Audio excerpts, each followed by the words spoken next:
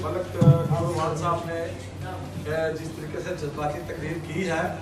और अपने जिन ख्यालात का इज़हार किया है कश्मीरी बरादरी के लिए, मैं समझता हूँ कि जो इतनी शानदार तकरीर है उसकी तकरीर के बाद कोई बात करने, कोई अल्फाज कहने के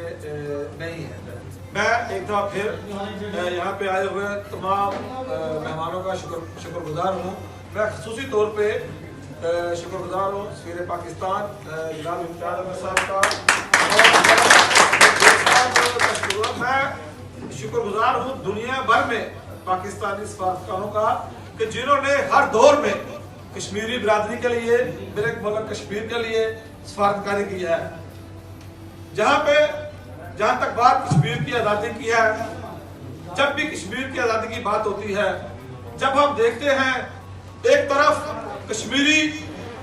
अपने सीने पे गोली खाते हैं, पाकिस्तान जिंदाबाद का नारा लगाते हैं, लेकिन जब हम दूसरी तरफ ये देखते हैं कि पाकिस्तान में बसने वाले 18